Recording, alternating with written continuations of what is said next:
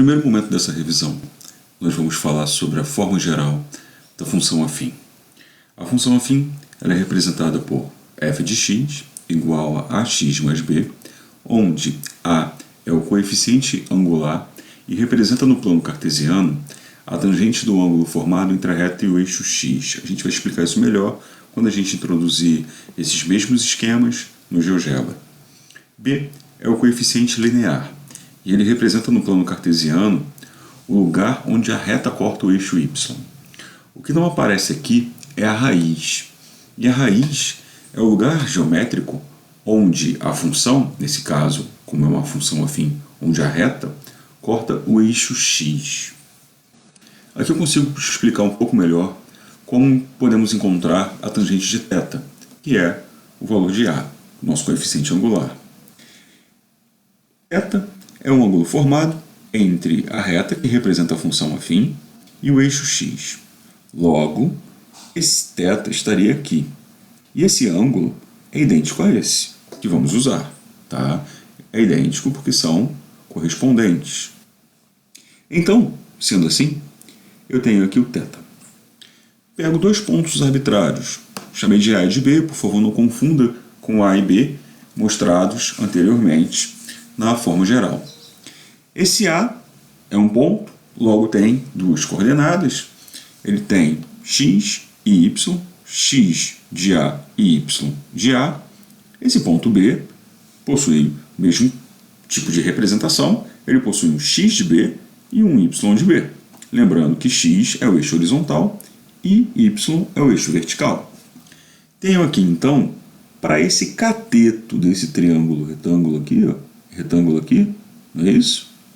Eu tenho para esse cateto, que é o oposto a θ, uma variação de y.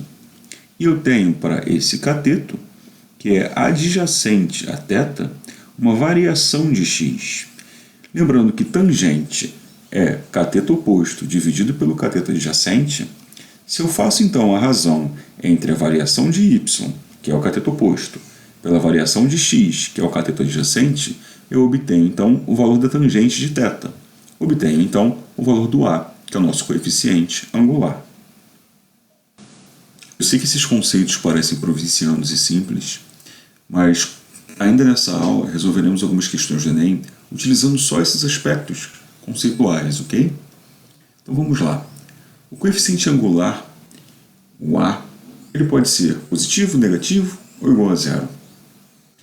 Portanto, cada representação dessa em relação ao sinal, sendo positivo, negativo ou sendo igual a zero, vai me gerar uma representação gráfica totalmente distinta.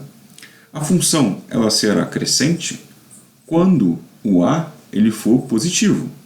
A função será decrescente quando o A for negativo. O A ele é crescente quando o θ está entre 0 e 90. Lembrando que a tangente de θ é positiva quando o θ está entre 0 e 90. A vai ser negativo e a função decrescente quando o θ estiver entre 90 e 180. Quando eu tenho um ângulo no segundo quadrante, lembrando um pouco de trigonometria, a tangente vai bater lá embaixo no eixo y, né? Lá embaixo na reta tangente paralela ao eixo y, ok? Então vai ter um valor negativo. Quando A é igual a zero, o θ também é igual a zero.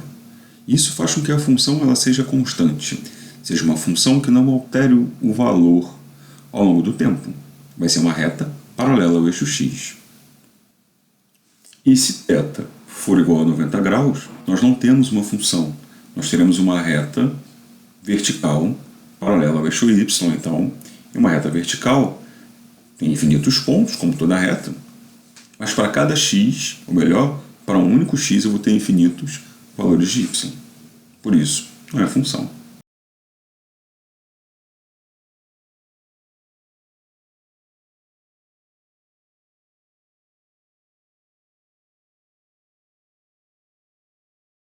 Nós vamos agora variar os valores de A e B no GeoGebra e tentar entender um pouco melhor isso geometricamente falando.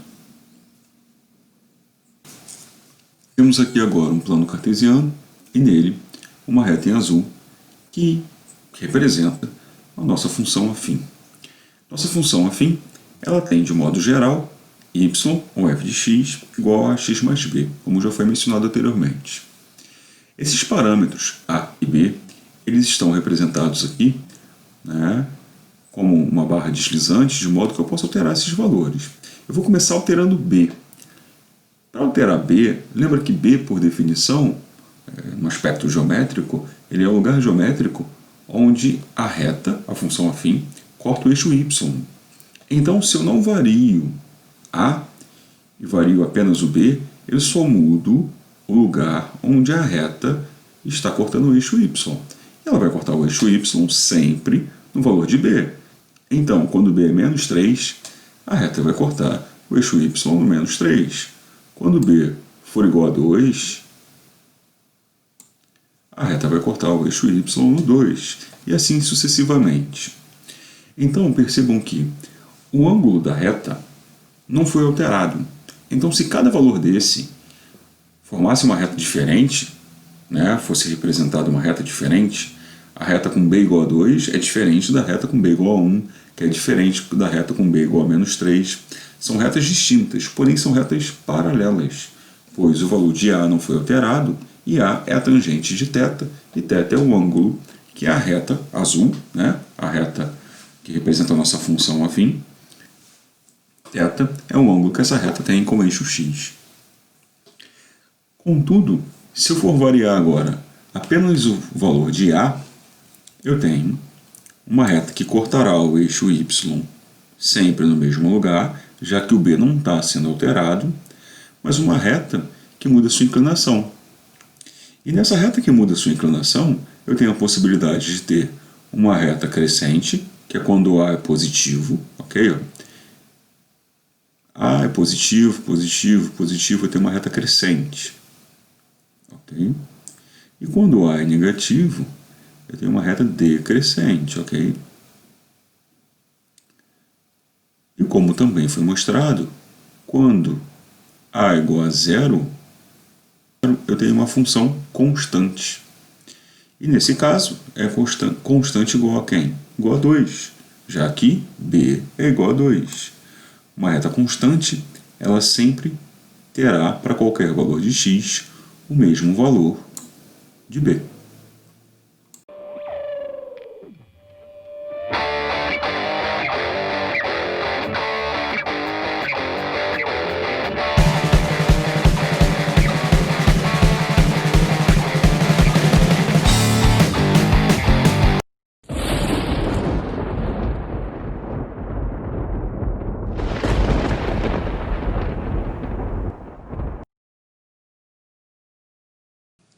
Questão 1, Enem 2018. Uma indústria automobilística está testando um novo modelo de carro. 50 litros de combustível são colocados no tanque desse carro, que é dirigido em uma pista de testes até todo o combustível tenha sido consumido. O segmento de reta no gráfico mostra o resultado desse teste, no qual a quantidade de combustível no tanque é indicada no eixo Y, vertical, e a distância percorrida pelo automóvel é indicada no eixo X, horizontal. A gente tem aí o gráfico logo abaixo, representando o que ele falou. Observando as equações abaixo, a gente já consegue eliminar duas delas, pensando só no valor do A. Por ser uma função decrescente, o A precisa ser negativo, e eu só tenho A negativo nas letras A, B e C. A letra D e E apresentam A positivo, o que representaria uma função crescente. Observando agora o valor de B, que entre essas três opções varia sendo 500 ou sendo 50, fica claro também e prático responder. A gente sabe que B é o lugar geométrico onde a reta corta o eixo Y no plano cartesiano. E a gente percebe pelo plano cartesiano, pelo gráfico mostrado anteriormente, que B precisa ser 50. Logo, a gente exclui a letra A e a letra C, sobrando como resposta apenas a letra B.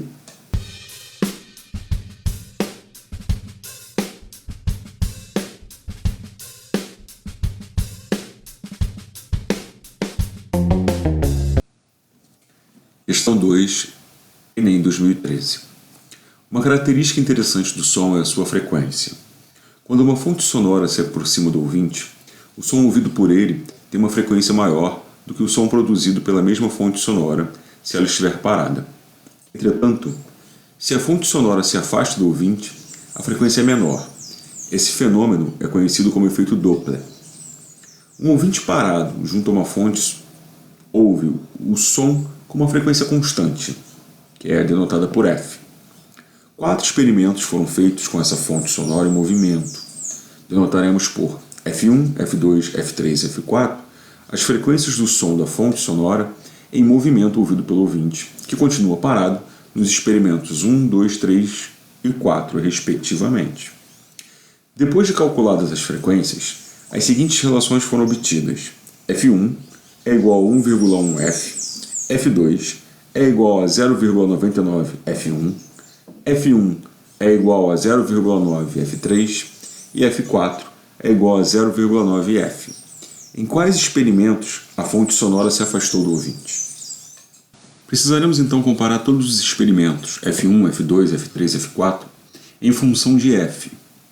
Lembrando que, se o resultado for maior que F, houve uma aproximação. Se o resultado for menor que F, houve um afastamento. Desse modo, já dá para a gente pensar em F1 e F4, que são resultados diretamente relacionados a F. Tá? Então tem F1 é igual a 1,1 F. Logo, F1 é maior do que F, pois F está sendo multiplicado por um número maior do que 1. Então vamos lá. Temos que F1 é maior que F. Aqui, de um modo análogo, porém contrário, eu tenho que F4 vai ser menor que F, porque F está sendo multiplicado por um número menor do que 1. Então, F4 vai ser menor que F. Se você for observar nas nossas opções, essas duas comparações, aqui eu tenho uma aproximação e aqui um afastamento, me tira duas opções só. Se não me engano, a letra A e a última letra. Então, sobram as do meio, certo? Sobra a letra B, a letra C e a letra D. Então, vamos embora. Continuando com esse processo, a dificuldade agora vai passar a ser pelo aspecto decimal, né? pela questão do cálculo. F2, fazendo aqui, F2 é igual a 0,99 vezes F1.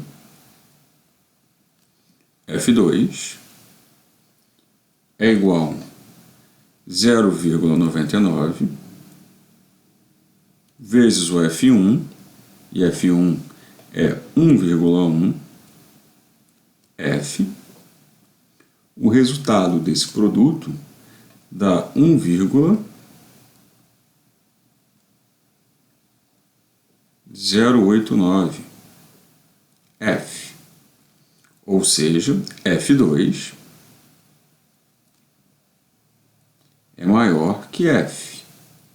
Então também houve um afastamento, uma aproximação, né? Então já dá para responder, mas vamos continuar. Aqui uma relação entre F1 e F3. F1 é 1,1 F, para ser mais rápido. F3, né? 0,9 F3. Se eu pegar esse 0,9 e passar para lá, dividindo naturalmente, esse número, esse resultado vai ficar ainda maior, porque eu vou ter uma divisão por um número que é menor do que 1, ok? Então esse valor aqui ainda vai aumentar. Logo, o F3 vai ser maior do que F, ok? Se o F3 é maior do que F, então eu tenho uma aproximação no experimento 1, uma aproximação no experimento 2, uma aproximação no experimento 3, certo? E um afastamento no experimento 4, ok? F4 é o único que é menor do que F.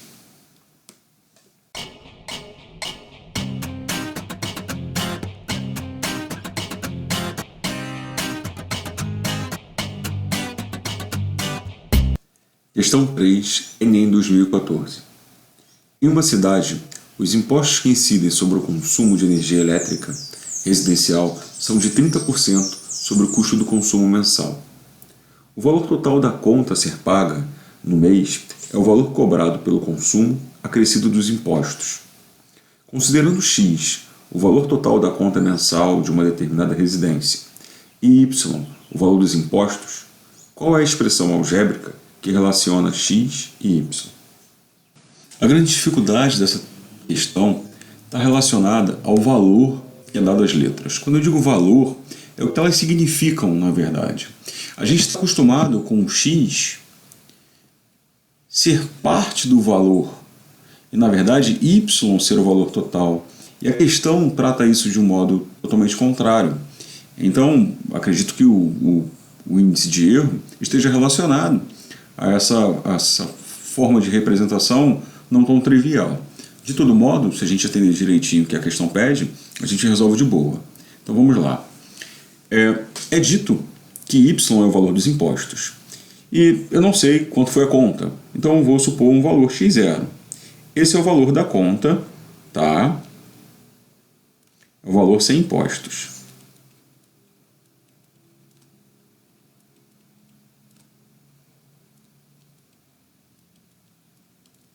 Ok? Se y é o valor dos impostos e y é calculado em função da conta, é 30% do valor da conta, então y é 0,3 x0 vezes x0. Como eu não tenho relação com x0 nessa questão, não tem nenhum sentido mantê-lo aqui. Então eu vou passar esse 0,3 para lá, de modo que terei então y dividido por 0,3 sendo igual a x0. Beleza, basicamente está resolvido. Por quê? O valor, considerando x o valor total, né? Então x é o valor total. X é igual ao valor da conta, que é x0, mais o imposto, que é y. X, então, é igual ao valor da conta, x0, que é y, sobre 0,3 mais y. Tirando o MMC ali, a gente vai ter aqui x sendo igual a 0,3 multiplicar y e soma com y. Vai ficar 1,3 y sobre o MMC, o próprio 0,3. Como a função é y igual a gente precisa isolar o y. Então 0,3 vai multiplicando e 1,3 vai dividindo. Logo, y vai ser igual a 0,3 vezes x sobre 1,3. Letra A, ok?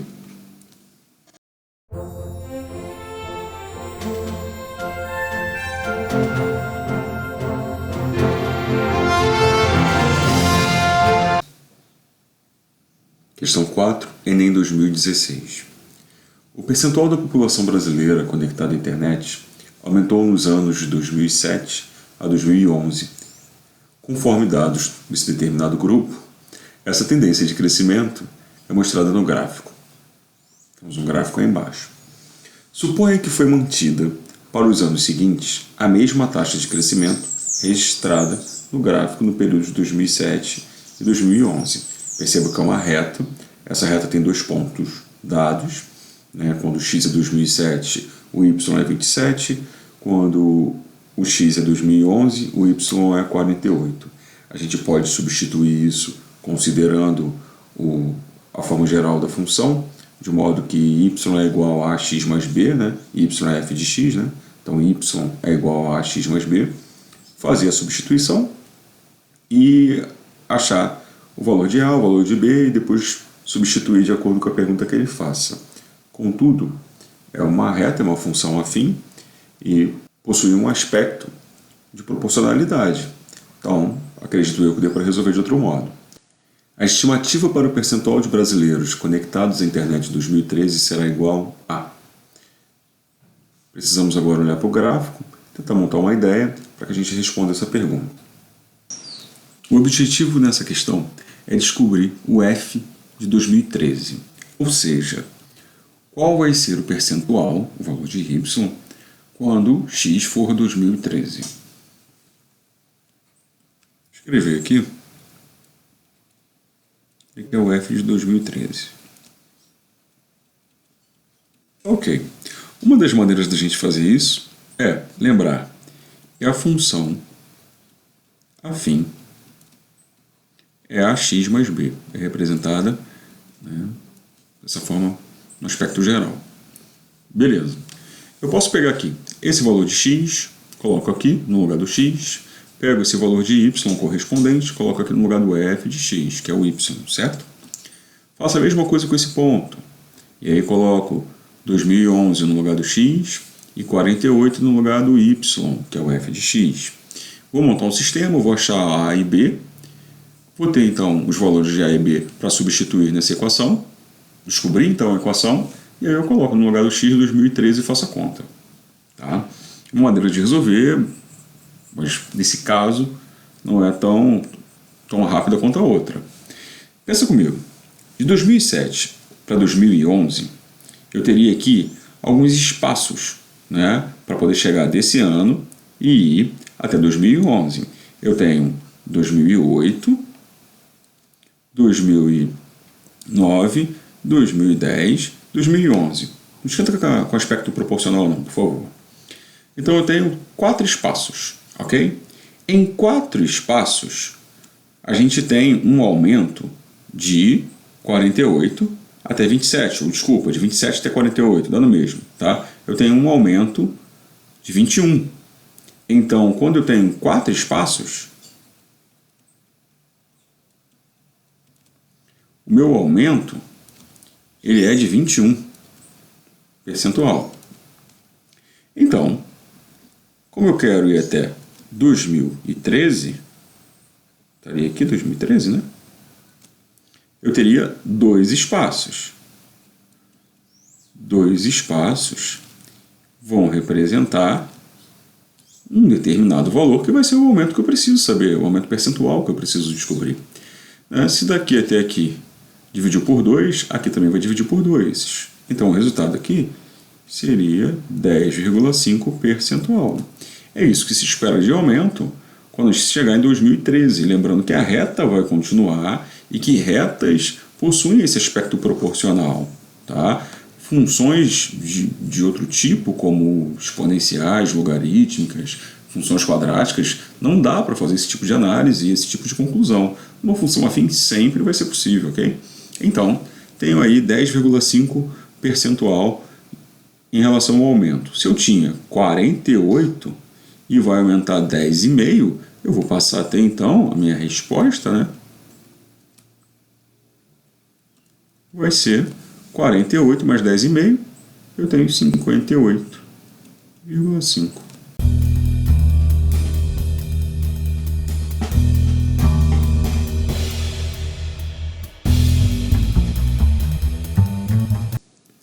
Questão 5 é uma questão do Enem de 2016. Uma empresa farmacêutica fez um estudo da eficácia, em porcentagem, de um medicamento durante 12 horas de tratamento em um paciente. O medicamento foi administrado em 2 doses, com um espaçamento de 6 horas entre elas.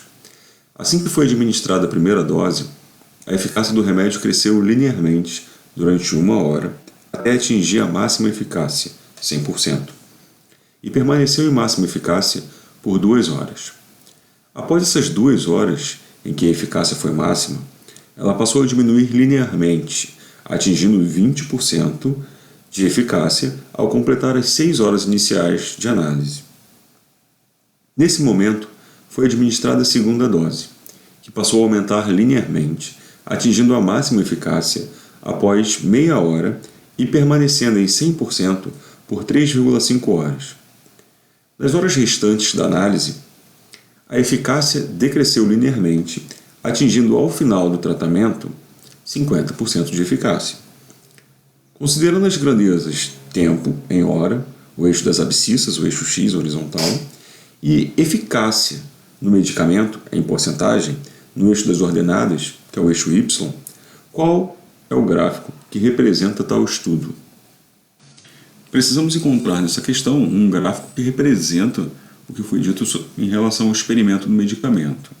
Aqui tem o eixo horizontal, que é o tempo, e o eixo vertical, que é a eficácia. Beleza. Ele menciona que em 1 hora atinge máxima eficácia e até atingir esse deslocamento é linear. Então, beleza, pode ser a letra A, pode ser a letra C, pode ser a letra D, pode ser a letra E, a gente já elimina isso daqui. Tudo bem? Prosseguindo na ideia. Ele fala que depois, quando atinge máxima eficácia, fica constante por um tempo. E esse tempo não é de 1 hora. Esse tempo é igual a 2 horas. Então vai ser um desses 3 gráficos aqui, eliminando então a letra A também. Continuando, eu tenho essas possibilidades. Aí vamos embora. Quando chega lá, depois de 2 horas, mantendo a máxima eficácia, começa a linearmente diminuir e chega a 20% da máxima eficácia. Então, esse ponto aqui é corretíssimo e desceu realmente de modo linear no tempo estabelecido, que foi de 3 horas, ok? Então, esse gráfico por enquanto está ok. Esse aqui tem só esse problema aqui que a gente vai falar sobre ele. E esse aqui não rola, tá? Não teve uma diminuição linear. A diminuição foi abrupta, né? Então, já foi direto do 100% de eficácia para 20% de eficácia. Não houve um decréscimo de uma maneira linear. Seguindo então, só cancelo isso aqui. Só pode ser a letra C e a letra E. A letra E, ela não pode ser, né? A gente não tem como marcá-la por conta disso aqui. Ele menciona, deixa eu tirar aqui para não atrapalhar a questão, ele menciona lá que quando chega nesse momento, nesse tempo, né, igual a 6, que há um aumento linear, mas vai partir de novo não do zero, ok? Nem de próximo ao zero, vai partir do 20, que é onde estava, 20% de eficácia, ok? Portanto, esse gráfico, apesar de não ter o 0% de eficácia, tem a bolinha aqui aberta, tá? Mas vai ter o próximo, né? Próximo número após o zero. Então, não tem como a gente marcar essa opção, porque precisa começar do 20% de eficácia. Então, também não é a letra E, sobrando para a gente, então, a letra C.